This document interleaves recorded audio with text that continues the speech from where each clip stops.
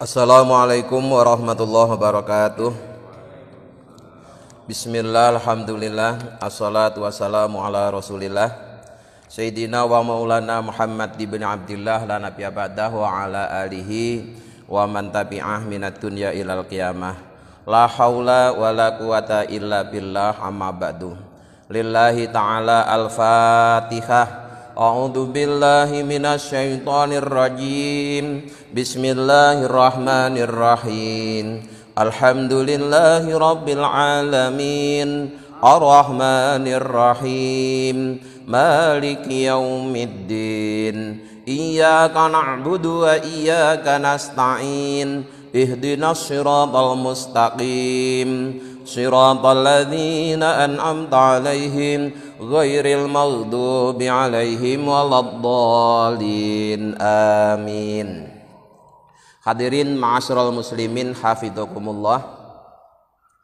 Kedudukan manusia di hadapan Allah yang paling mulia adalah ketika dia mendapatkan status sebagai hamba Allah. Karena Allah memanggil para hambanya terkasih, para nabi dan rasul dengan panggilan hamba. Misalnya ketika Allah memanggil Nabi Muhammad dalam firman-Nya, Subhanalladzi asra bi 'abdihi, ya, bi 'abdihi lailan dan seterusnya. Kemudian wadhkur ibadana Ibrahim wa Ishaq wa Yaqub. Allah memanggil Nabi Ibrahim, Ishaq, Yaqub juga dengan panggilan hamba. Wadhkur abdana Dawuda dzal aidi. Begitu juga ketika Allah berdialog dengan Nabi Daud juga memanggilnya dengan hambaku. Wadhkur abdana Ayyub, dan ingatlah hambaku Ayub. Jadi beberapa nabi dan rasul ketika Allah berdialog kepadanya, Allah memanggil dengan panggilan hamba. Padahal jelas nabi dan rasul itu adalah manusia yang paling mulia. Maka sekali lagi kedudukan manusia yang paling mulia di hadapan Allah ketika si manusia itu dapat status sebagai hamba Allah. Kemudian Nabi Muhammad itu pernah disuruh milih oleh Allah antara nabi yang hamba dengan nabi yang raja.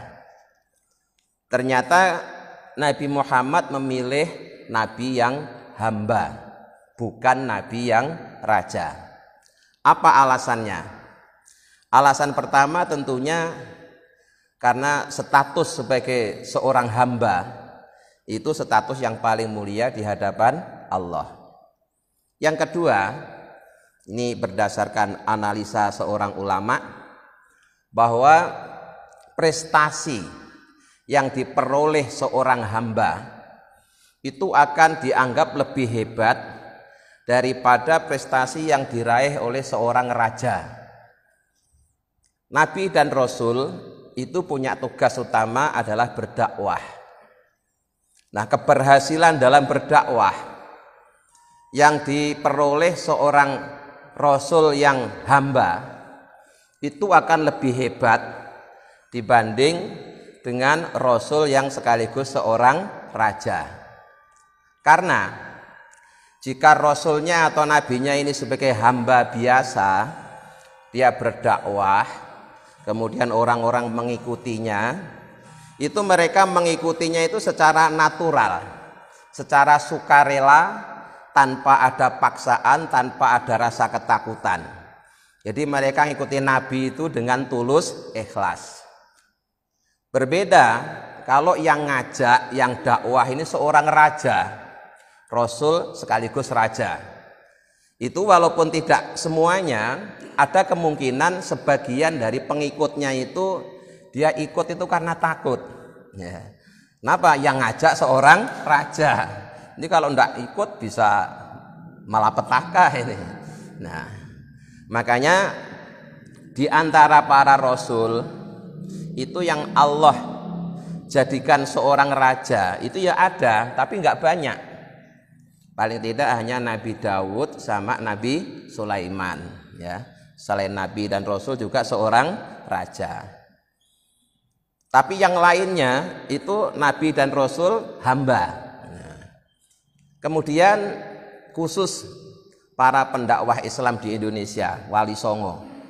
Wali Songo itu yang sekaligus seorang raja juga hanya sedikit. Hanya Sunan Gunung Jati di Jawa Barat sama Sunan Giri di Jawa Timur. Ya, yang lainnya itu para Wali Songo itu juga orang-orang biasa. Jadi dalam berdakwah itu ada istilah dakwah kultural, ada dakwah struktural. Kedua-duanya itu perlu, kedua-duanya penting. Tapi ya, yang struktural itu ya harus ada tapi tidak perlu banyak-banyak. Harus ada tapi tidak perlu banyak-banyak. Yang perlu diperbanyak itu dakwah kultural. Terbukti para nabi, para rasul kebanyakan adalah seorang hamba yang sekaligus sebagai raja itu hanya sedikit. Hanya Nabi Daud sama Nabi Sulaiman itu sekaligus seorang raja. Yang lain-lain itu nabi itu ya orang biasa. Wali Songo juga begitu, ya.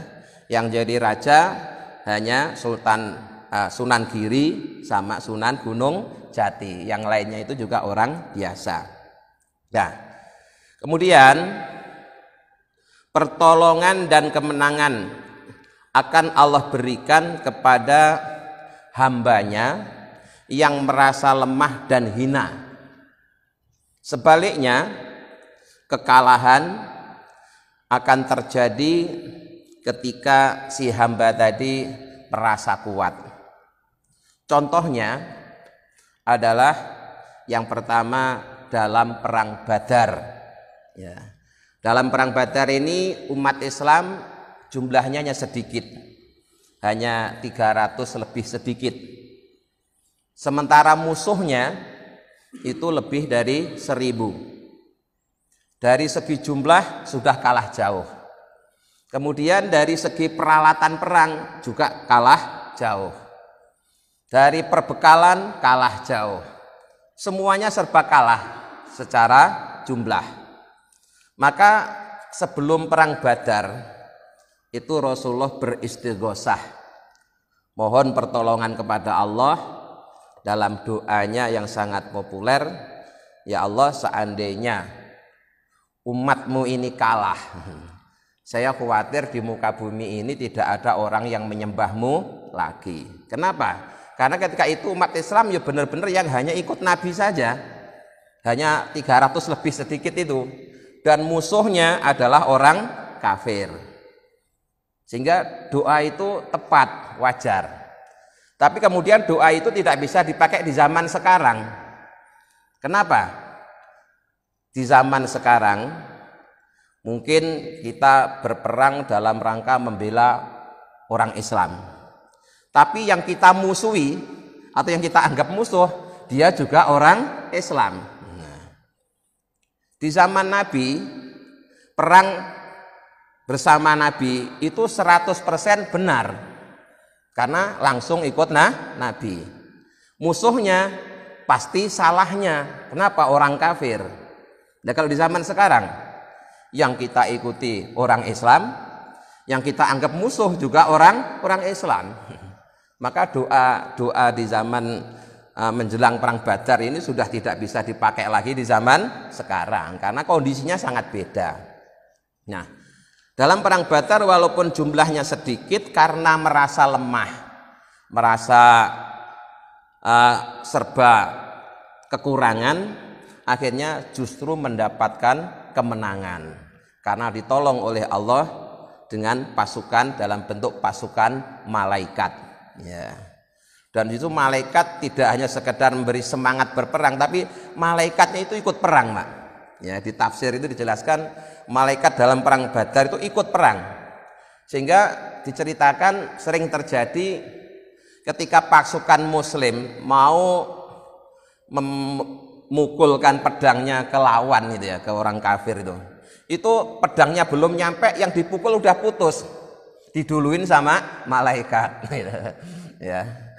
Nanti kalau yang nggak bawa senjata gitu, ketemu orang kafir mau nempeleng itu, baru tangannya diangkat begini, yang ditempeleng udah jatuh duluan. Kenapa? Diduluin sama malaikat. Itu dalam perang Badar. Jumlahnya sedikit tapi bisa menang. Karena apa? Karena dapat pertolongan dari Allah. Allah akan menolong hambanya yang merasa lemah dan merasa hina. Sebaliknya, dalam perang Hunain itu jumlah umat Islam banyak, tapi ternyata dalam perang itu justru malah kalah. Nah, kenapa bisa kalah? Karena sebagian dari pasukan Rasulullah itu adalah orang-orang yang baru memeluk Islam. Kemudian karena dia masih baru, sehingga kualitas keimanannya itu ya masih rendah. Dia itu ujub, bangga diri. Kalau dalam perang Badar jumlah sedikit aja bisa menang, sekarang perang Hunain dengan jumlah banyak pasti menang, gitu. Pasti menang. Namun yang terjadi justru menderita kekalahan. Ya. Yang demikian ini sebagaimana Allah firmankan dalam Al-Quran. Untuk yang pertama yang terkait dengan perang Badar, Allah berfirman, walaqad nasarakumullahu bi badri wa antum adillah. Walaqad nasarakumullah, dan sungguh benar-benar Allah telah menolong kalian bi badrin dalam perang Badar, wa antum sedangkan kalian saat itu adillatun, pasukan yang sedikit dan lemah. Tapi kemudian ditolong oleh Allah, akhirnya menang. Yang terkait dengan perang Hunain, Allah berfirman wa yauma Hunainin, dan ingatlah kejadian dalam perang Hunain. Id a'jabatkum, ketika membuat kalian terkagum-kagum, apa kasrotukum, jumlah banyaknya pasukan kalian. Tapi apa yang terjadi? Falam tughni ankum syai'ah, ternyata pasukan yang banyak tadi tidak membuat dia menang. Wa dhaqat alaikumul ardu bima rahubat, bahkan buminya Allah yang luas bagi kalian saat itu terasa sempit. Thumma walaitum mudbirin, kemudian kalian lari membelakangi mereka. Bukan lari di belakang mereka, tapi lari membelakangi mereka. Kalau lari membelakangi mereka itu berarti kita di depan, ya. Kita di depan terus dikejar, itu berarti kita membelakangi mereka.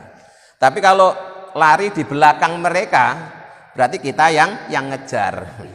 Di dalam perang Hunain itu tsumma walaitum mudbirin, kemudian kalian berpaling, ya, lari membelakangi mereka, berarti kalian dikejar. Nah, di dalam perang Hunain karena merasa kuat, merasa banyak, akhirnya justru menjadi kalah. Wadzalika, dan yang demikian itu, maksudnya kekalahan itu, lima karena sesuatu waqa'a yang terjadi mim ba'di sahabati, dari sebagian sahabat, alladzi kanu hadisi ahdin bil Islam, yang mereka itu baru memeluk agama Islam. Jadi memang pasukan Rasulullah dalam perang Badar, dalam perang Hunain itu banyak karena ketambahan orang-orang yang baru memeluk Islam. Nah, mereka itu kualitas imannya masih rendah, sehingga mereka ujub, ya, bangga diri dengan jumlahnya pasukan yang banyak, sehingga dia tidak minta tolong kepada Allah dan tidak mendapatkan pertolongan dari Allah, akhirnya kalah. Fa'adabahumullahu bi'idharil khuriyati, maka Allah memberikan pelajaran kepada mereka disebabkan mereka itu menampakkan kemerdekaan. Artinya begini, ketika orang itu dalam kondisi lemah, itu sadar kalau dirinya itu benar-benar seorang hamba. Tapi kalau orang itu sedang dalam keadaan kuat, banyak, itu walaupun dia ngaku hamba itu tidak sepenuh hati, ya. Ngakunya hamba itu tidak sepenuh hati. Bahkan seakan-akan dia merasa merdeka. Maka dikasih pelajaran oleh Allah dalam bentuk kekalahan.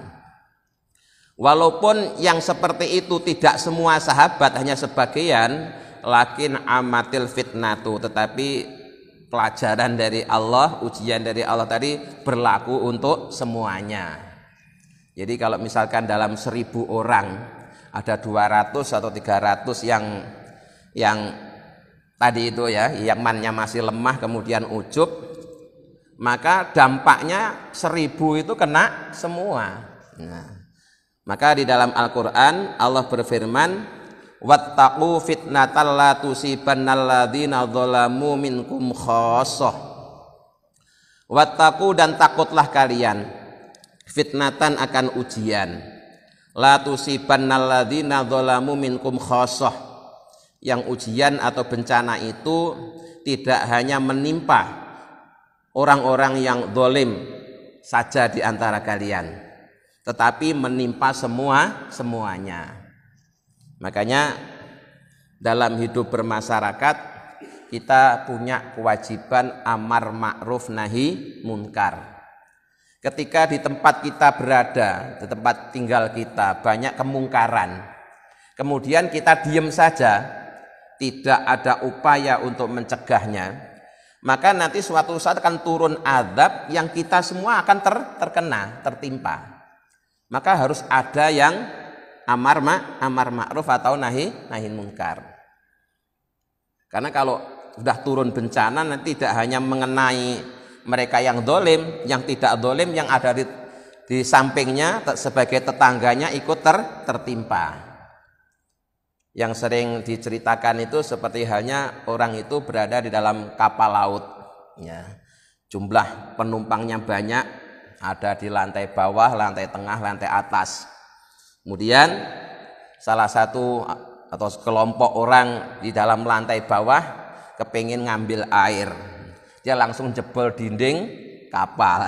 Terus tidak ada yang ngingetin, tidak ada yang mencegah. Pasti nanti satu kapal akan tenggelam semua. Itu gambarannya seperti itu. Maka Allah berfirman, wattaqu fitnatal la tusibannal ladzina dzalamu minkum khassah. Takutlah kalian akan terjadinya bencana, yang bencana itu tidak hanya menimpa orang-orang yang zalim di antara kalian, tapi akan menimpa semuanya. Dah. Fa'idzan, maka tatkala demikian, khairu auqatika ayyuhal muridu waktun tashadu fihi wujuda faqatika. Sebaik-baik waktumu, wahai para murid, orang-orang yang kepingin ketemu Allah, adalah waktu tashadu yang kalian menyaksikan fihi, di dalam waktu menyaksikan wujuda faqatika, adanya ketergantunganmu kepada Allah. Dalam hidup ini kita akan menghadapi berbagai macam kondisi, situasi, keadaan, kejadian. Nah, sebaik-baik waktu yang terjadi pada diri kita adalah kejadian yang waktu itu menjadikan kita sadar bahwa kita ini sebagai seorang hamba yang butuh Allah. Ya.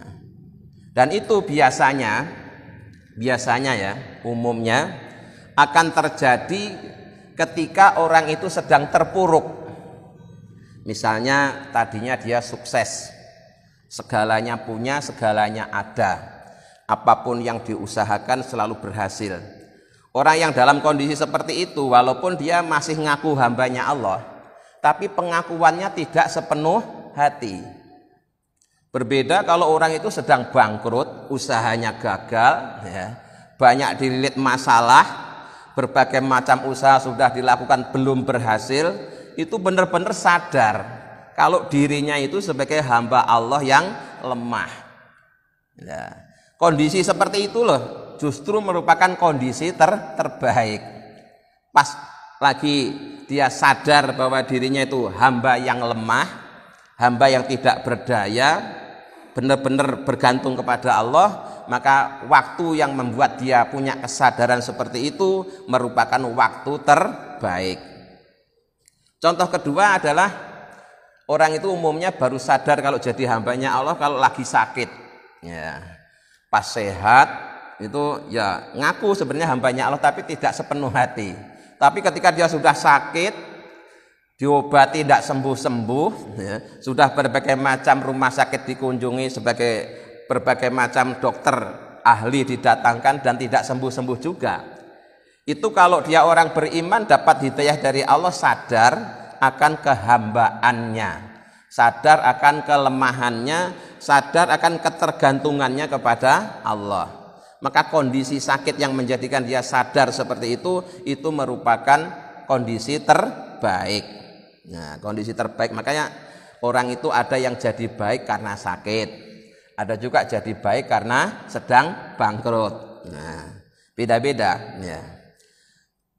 Kemudian aiduhuruha, yakni tampaknya ketergantunganmu kepada Allah. Wa illa, kalau tidak, pas terpuruk terus dia tidak sadar akan kehambaannya, tidak sadar akan ketergantungan kepada Allah, fahiya kaminatun fika, maka itu tersimpan padamu, kama taqaddama, sebagaimana penjelasan yang lalu. Wa tusamma intal mutaakhirina al khiyazata wa hiya asyidah. Orang yang ketika sedang terpuruk kemudian dia tidak mengenal Allah, orang yang sedang terpuruk kemudian tidak sadar sebagai hamba, dia akan mengalami kebingungan yang berat. Kalau bahasa sekarang stres, ya, stres. Nah, pada mulanya stres, lama-lama jadi stroke. Nah, gitu. Di penyakit itu yang paling berat itu stroke, Pak. Bayangkan penyakitnya stroke. Nah, sebecak aja udah berat, ini stroke. Ayo berat sekali dah. Ya. Kenapa? Karena dia tidak bersandar kepada Allah. Walaupun sakitnya berat, tapi kalau bersandar kepada Allah, menyadari dirinya sebagai hamba yang bergantung pada Allah, maka kondisi seperti itu justru lebih utama daripada 1000 bulan. Nah, makanya amal soleh yang nilainya ya sama dengan Lailatul Qadar itu banyak, ya, banyak. Salah satunya ketika Bapak sedang sakit parah, segala macam usaha dilakukan nggak sembuh, kemudian Bapak sadar bahwa saya ini hamba Allah yang lemah, yang bisa nyembuhin penyakit saya hanya Allah.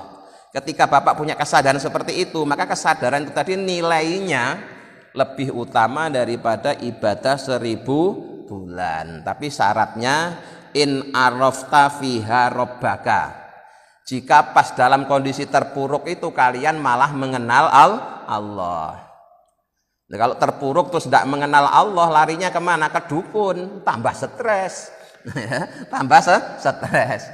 Kan banyak ya orang yang terbiasa sukses suatu hari gagal karena dia tidak kenal dengan ulama, tidak kenal dengan orang soleh, larinya malah ke paranormal. Wah, tambah stres, tambah stres. Maka beruntunglah mereka yang walaupun kondisi terpuruk kemudian larinya ke Allah. Ya, justru malah semakin dekat dengan Allah. Berarti itu satu anugerah yang nilainya sama dengan Lailatul Qadar. Jadi lebih baik bagimu daripada 1000 bulan in arafta, jika kalian mengenal fiha, di dalam kejadian tersebut mengenal Rabbaka, Tuhan kalian. Sekarang tandanya kalau orang itu mengenal Allah ketika sedang terpuruk apa? Wal ma'rifatu, adapun ma'rifat fiha dalam kondisi terpuruk tadi itu antas guna, jika kalian merasa tenang, anit taharruki, dari gerak, wal itirabi, dan panik. Jadi orang ketika sedang bangkrut atau sedang sakit, hatinya tetap tenang, tidak panik, ya, tidak panik, ya tetap dia lahiriahnya ya ikhtiar sewajarnya, tapi hatinya itu tenang. Nah, tenang. Karena jika seorang ya dalam kondisi gagal terus hatinya panik, wah itu tambah parah, ya, tambah parah. Karena orang kalau panik apapun yang dilakukan menjadi salah, panik. Maka yang pertama harus ditenangkan dulu hatinya.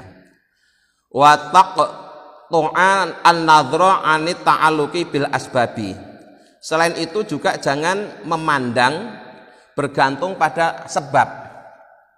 Jangan hanya memandang pada sebab lahiriah. Misalnya kita sakit. Kalau kemudian kita hanya memandang sebab lahiriah, nanti ujung-ujungnya itu kita menyalahkan orang-orang di sekitar kita. Oh, saya sakit ini gara-gara kemarin dikasih makanan atau minuman gitu ya. Selalu nyalain orang ya. Kenapa? Karena yang dilihat hanya sebab ya. Nah, terus gimana? Wa tarji'a fiha ila musabibil asbab. Tapi hendaklah kalian memandang pada yang membuat sebab. Yang membuat sebab siapa? Allah Subhanahu wa ta'ala. Contohnya seperti halnya yang saat ini sedang kita alami. Kita sudah 1 tahun ya bersama-sama menghadapi pandemi corona ini. Pesan saya, kita jangan ikut-ikutan terbawa berita, pandangan yang berasal dari orang-orang yang kurang iman. Misalnya mereka mengatakan bahwa virus ini buatan manusia dari satu negara tertentu. Tujuannya nanti untuk jualan vaksin dan seterusnya. Kalau kita ikut-ikutan punya pendapat seperti itu, tanpa sadar kita ini sudah menuhankan manusia. Kenapa saya katakan menuhankan manusia? Betapa hebatnya dia bisa bikin virus mengacaukan dunia. Padahal kita ini orangnya beriman. Ketika virus itu muncul, itu yang berdoa mohon kepada Allah, Pak, itu bukan hanya orang biasa, bukan hanya santri-santri ecek-ecek kayak kita, itu tidak. Para walinya Allah sedunia itu ikut berdoa. Ya, tidak hanya se-Indonesia. Para walinya Allah, para kekasihnya Allah sedunia semuanya ikut berdoa. Namun memang Allah sedang menunjukkan maha jalalnya, ya, maha agungnya, sehingga tetap terjadi. Jadi jangan hanya melihat, wah ini rekayasa masyarakat negara tertentu, ujung-ujungnya nanti jualan vaksin. Jangan begitu. Itu kalau kita punya pendapat seperti itu, berarti kita mengagung-agungkan orang itu di atas segala-galanya, seakan-akan dia mampu mengacaukan dunia. Padahal kita tahu, kita orang yang beriman ya, ibadah haji itu yang mewajibkan Allah. Ibadah haji saja mewajibkan Allah. Itu saja ya bisa sampai tertunda atau dibatasi. Berarti kan luar biasa ini. Ya. Luar biasa. Berarti ini bukan rekayasa manusia, tapi kehendak Allah, takdir Allah, qada qadarnya Allah. Nanti yang akan memberikan obat juga Allah. Nah, tentunya bagaimana cara memberikan obat bisa melalui ikhtiarnya manusia. Nah, tapi tetap secara akidah kita harus berkeyakinan bahwa penyakit itu datangnya dari Allah, nanti obatnya juga datangnya dari Allah. Jadi ketika sakit itu bersandarnya kepada Allah, jangan kepada sebab. Itu ya. Kalau kita memandang sebab, kita akan stres lah. Ujung-ujungnya saling menyalahkan. Oh, ini akibat pemerintah tidak cepat menangani, akibat dokter kurang profesional, macam-macam, semuanya disalahin. Semuanya disalahin. Masyarakatnya tidak disiplin dan seterusnya. Pokoknya stres lah, semuanya disalahin. Dia sendiri nggak sadar kalau dia itu juga sedang salah. Coba kalau semua itu segera kita kembalikan ke musabibil asbab, kepada Allahnya, selesai. Urusannya selesai. Inilah bukti kuasa Allah, ya. Bukti kuasa Allah. Allah sedang menunjukkan maha agungnya, maha qoharnya, maha jabarnya, sehingga walaupun hamba-hambanya yang soleh, para walinya Allah semuanya sudah berdoa, kalau Allah berkehendak tetap terjadi, ya tetap terjadi. Itulah maksudnya ya. Jadi sekali lagi, mari kita luruskan akidah kita, jangan kita terbawa analisa orang-orang yang kurang iman. Sudah begitu masih ditakut-takutin lagi. Wah, ini nanti vaksin pertama belum selesai sudah muncul virus yang kedua, ketiga dan seterusnya, lo tambah stres lah. Iya kan? Satu aja belum selesai tambah ada yang kedua dan ketiga, tambah stres lagi. Semuanya itu akibat apa? Akibat kita hanya memandang asbab. Maka harus dikembalikan ke musabibil asbab, kepada Allah Subhanahu wa taala. Jadi ya secara akidah kita tetap berkeyakinan penyakit datangnya dari Allah, obat datangnya juga dari Allah. Lahiriahnya ya sebagai manusia kita punya kewajiban ikhtiar harus taat dengan protokol kesehatan. Itu aja. Ya. Selanjutnya sepenuhnya kita serahkan kepada Allah. Kalau tidak diserahkan kepada Allah stres lah. Stres ya. Nah, walaqad wa ta'allaqa himmatuka birabbil arbab. Jadi himmahmu, cita-citamu hanya kamu gantungkan kepada Tuhannya para tuan, yaitu Allah Subhanahu wa taala. Wa takfiya, dan kalian merasa cukup bi ilmillahil karim, dengan ilmunya Allah yang maha dermawan, al-wahhab, yang suka memberi. Jadi harus begitu, jangan hanya berhenti melihat asbab, tinggalkan melihat asbab, tapi kembalilah ke musabibil asbab, yaitu Allah Subhanahu wa taala. Walaqad sami'tu, dan sungguh aku telah mendengar syekhona, guru kami Al-Yazidi yang bernama Syekh Yazidi radhiyallahu anhu, semoga Allah meridhoinya, yaqulu, beliau bersabda, al-ujbu minal insani yarul khaira awil fatha wasilan ilaihi wa qadiman alaihi summa yaqumu yudabbiru bisadil babi fi wajhihi. Kata Syekh Yazidi, ada satu keanehan dari manusia ini, bahwa mereka melihat akan datang satu kebaikan, akan datang satu kemenangan, sudah ada di depan pintu rumahnya, tapi dia justru malah segera bangkit untuk menutup pintu rumahnya. Bukannya dibuka, malah segera ditutup. Itu tadi maksudnya tadi ya, setiap kejadian itu pasti ada hikmahnya, ya pasti ada hikmahnya. Nah, dia tidak mau menerima hikmah di balik musibah itu, dia malah sibuk untuk melakukan penolakan terhadap musibah. Itu aneh ya. Ibaratnya dia tahu akan ada orang yang datang sambil membawa hadiah, tapi dia malah segera menutup pintunya. Nah, ini gambarannya seperti itu. Wa huwa ayyarul faqata qadimatan alaihi. Orang tadi melihat ketergantungannya kepada Allah telah datang kepadanya. Fayubadiru ilal asbabi, kemudian dia segera lari ke aneka macam sebab, alati taqtauha anhu qabla wusulihi, untuk menghalangi datangnya kebaikan tadi. Jadi tahu akan dapat kiriman hadiah, malah pintunya segera ditutup. Faqad kana ribahu wasilan ilaihi faqama farudduhu. Ibaratnya orang akan dapat keuntungan, dia malah menolaknya. Maka dari itu khairu auqatika aidon, sebaik-baik waktu bagi kalian adalah waktu tashhadu, yang kalian menyaksikan fi dalam waktu wujuda dzillatika, adanya kehinaanmu. Kalau tadi adanya ketergantunganmu kepada Allah, sekarang adanya kehinaanmu di hadapan Allah. Jadi waktu yang terbaik di samping waktu yang menjadikan kita sadar kita selalu bergantung kepada Allah adalah waktu yang menjadikan kita sadar bahwa kita ini hina di hadapan Allah. Li'annahu sababu izzika wa nusrika. Karena ketika seseorang itu sadar dirinya hina, justru dia akan mendapatkan kemuliaan dan pertolongan dari Allah. Jadi kayak timbangan, Pak. Timbangan itu kalau yang satu turun, yang satu naik.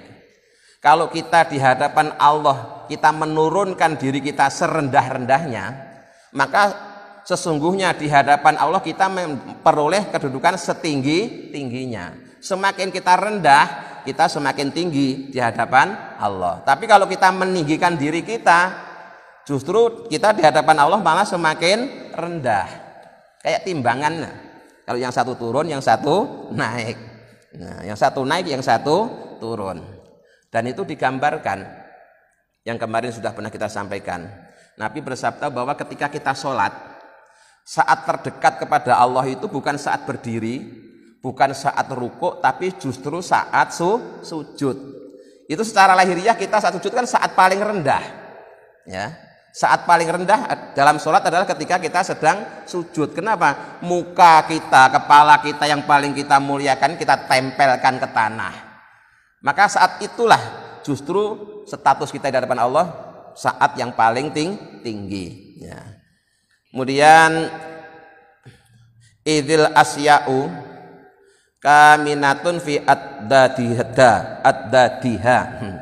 Karena segala sesuatu itu tersimpan di kebalikannya. Al-izzu fid dhilli.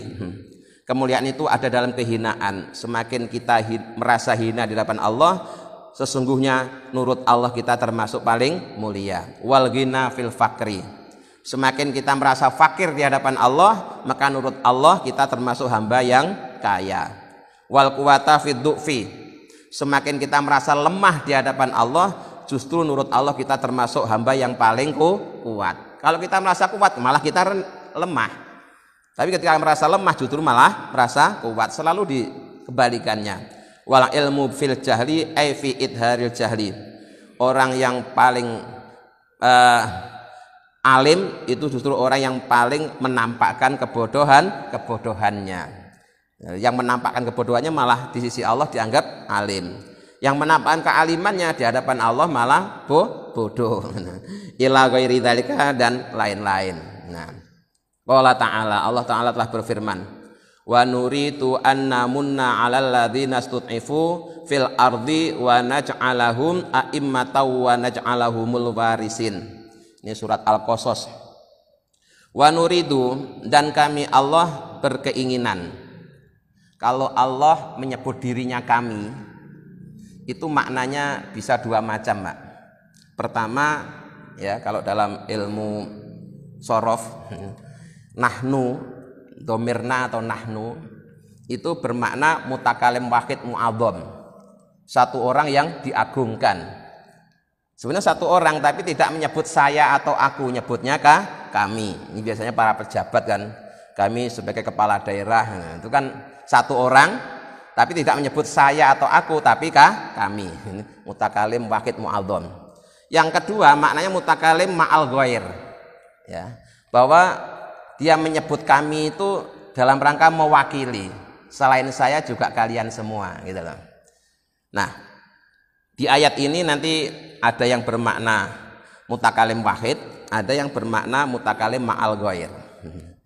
Wa nuritu, dan kami Allah berkeinginan annamuna, untuk memberikan anugerah alal ladzina stud'ifu fil ardi, kepada orang-orang yang merasa lemah di muka bumi. Ya.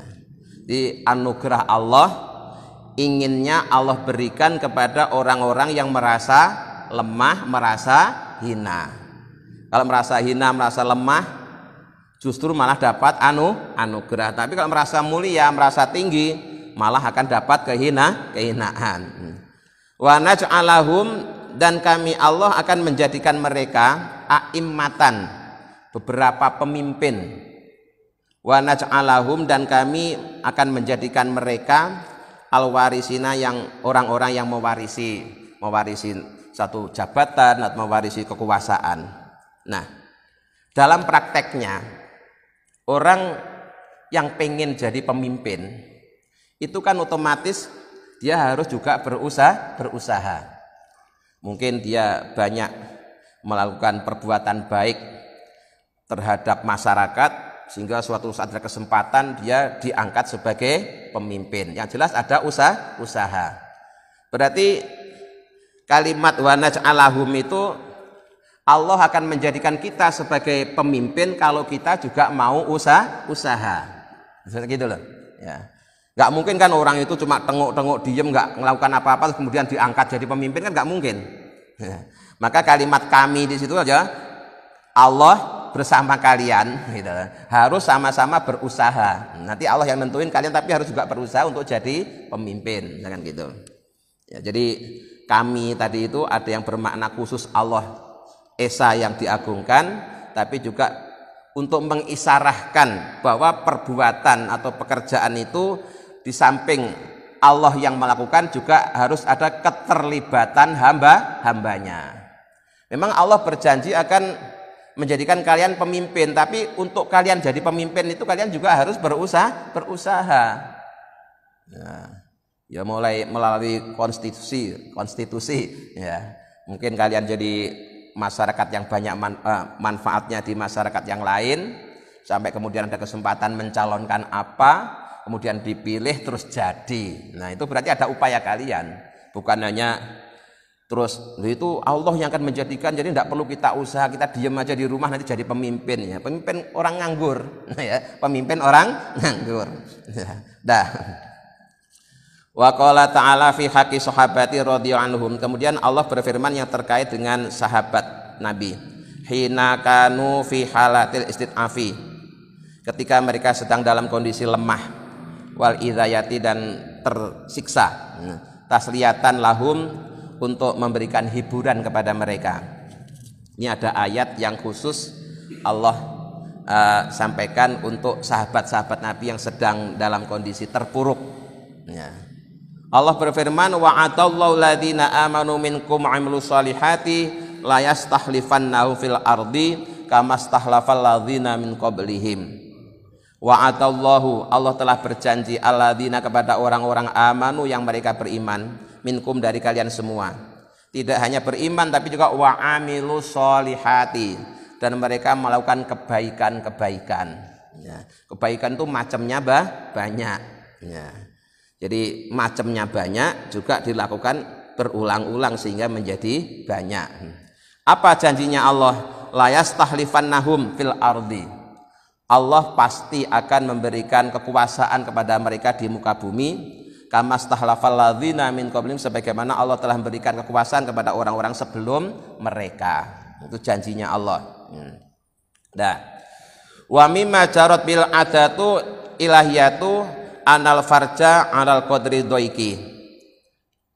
Sebagian adat ilahiyah, kebiasaan Allah yang berlaku itu bahwa yang namanya kelapangan itu seukuran dengan kesempitan.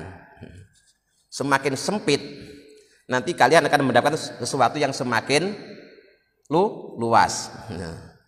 Wa bi qadril fakri yakunul ghina. Seukuran kefakiranmu lah kamu akan mendapatkan rasa kaya di hadapan Allah. Semakin kamu merasa fakir, maka sesungguhnya kamu semakin kaya di hadapan Allah. Wa bi qadri dzulli yakunul izzu. Dan seukuran kehinaanmu lah kamu akan mendapatkan kemuliaan di sisi Allah. Wa bi qadril usri yakunul yusru. Yakunu yusra ya. Yakunu al yusru ya. Dan seukuran kesulitan kau akan mendapatkan kemudahan. Nah, walhasil, kesimpulannya, bi qadril jalali yakunul jamalu ajilan wa ajilan. Semua keterangan yang telah disampaikan tadi itu intinya kembali kita untuk memahami sifat jalal dan jamalnya Allah. Jadi Asmaul Husna itu ada jalal, jamal, kamal ya. Jalal, jamal, kamal. Seukuran jalal, maka engkau akan menyaksikan jamalnya Allah, baik secara spontan maupun ditunda yang akan datang.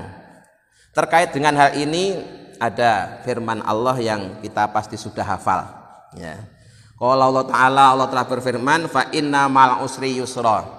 Maka sungguhnya bersama kesulitan ada kemudahan. Maka jangan takut menghadapi kesulitan. Kesulitan itu jangan ditinggalkan. Karena ketika kita melarikan diri dari kesulitan, sesungguhnya kita telah menuju kesulitan lain. Jadi kesulitan apapun harus dihadapi. Jangan ditinggal lari. Karena melarikan diri dari kesulitan, sesungguhnya dia sedang menuju kesulitan yang lain. Jadi tidak usah lari, ya, harus dihadapi. Kenapa? Kalau kita mampu menghadapi kesulitan itu akan mendapatkan kemudahan. Ayat itu ditambah lagi, inna ma'al usri yusra. Sesungguhnya bersama kesulitan ada kemudahan. La yaghliba tidak akan mampu mengalahkan apa usrun kesulitan yusraini dua kemudahan. Berdasarkan ayat tadi itu ya, Allah ngasih satu kesulitan, kita akan mendapatkan dua kemudahan. Ya. Jadi yang kita dapatkan lebih banyak. Kesulitan yang kita hadapi cuma satu, tapi kemudahan yang kita dapati dua. Kama fil hadisi haitsu qala alaihi salatu wasallam li Ibnu Abbas radhiyallahu anhu. Sebagaimana keterangan dalam hadis ketika Rasulullah bersabda kepada Ibnu Abbas. Ini hadis ini pada mulanya khusus untuk Ibnu Abbas, tapi ya bisa kita pakai untuk kita walaupun kita bukan Ibnu Abbas. Tapi dulu konteksnya Rasulullah bersabda itu kepada sahabat yang bernama Ibnu Abbas. Wa'lam, ketahuilah wahai Ibnu Abbas, anan nasro, sesungguhnya pertolongan Allah itu ma'as sabri, bersama orang yang sabar. Kalau kamu sabar nanti akan dapat pertolongan dari Allah. Sebaliknya kalau tidak sabar ya nggak dapat pertolongan. Wa anal faroja atau faroja itu jalan keluar.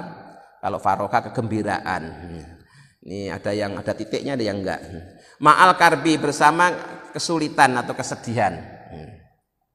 Wa anna mal usri yusra, dan bersama kesulitan ada kemudahan. Jadi sekali lagi kita harus selalu optimis, selalu husnudzon, selalu berkeyakinan baik kepada Allah, bahwa kesulitan yang kita hadapi bersama ini pada saatnya pasti berlalu, dan Allah nanti akan memberikan pengganti dengan kemudahan yang luar biasa. Ya, kita harus yakin itu. Harus yakin, kalau tidak yakin nanti stres. Kalau ada yang memberitakan nanti setelah ini masih ada lagi, tidak usah dipercaya. Memang kamu Allah, memang kamu tahu itu kok Allah kamu, gitu ya. Jadi kita harus optimis, husnudzon, berkeyakinan baik kepada Allah, bahwa di balik musibah yang kita rasakan bersama ini, nanti pada saatnya pasti akan berlalu, badai pasti akan berlalu, kemudian oleh Allah akan diganti dengan anugerah-anugerah yang kita saat ini belum tahu. Tapi yang jelas kita harus yakin anugerah itu pasti akan ada, ya. Supaya kita tetap bergembira. Jangan sampai belum apa-apa kita sudah ketakutan, stres ngadepi masalah. Kita punya Allah ya. Ingat, kita ini punya Allah, ya. Nanti kalau mati gimana? Mati ya nggak apa-apa, semua yang hidup pasti akan mati. Tapi mati dalam keadaan berserah diri kepada Allah, mati dalam keadaan mengenal Allah kan bagus dibanding dengan mati dalam keadaan stres. Mati dalam keadaan sadar diri kita itu hamba Allah, kita berserah diri kepada Allah terus mati, itu malah husnul khotimah lah. Dibanding kita stres, ketakutan terus mati, malah repot. Dan kita setiap Jumat kan dapat pesan wala tamutunna illa wa antum muslimun. Jangan sekali-kali mati kecuali kalian dalam keadaan berserah diri kepada Allah. Keyakinannya tetap mantap, ya, penyakit dan obat datangnya dari Allah, ikhtiarnya sudah dilakukan, tinggal berikutnya berserah diri kepada Allah. Kalau toh mati dalam keadaan berserah diri juga termasuk husnul khotimah. Mudah-mudahan dengan bimbingan Allah kita bisa mengamalkannya. Amin ya rabbal alamin.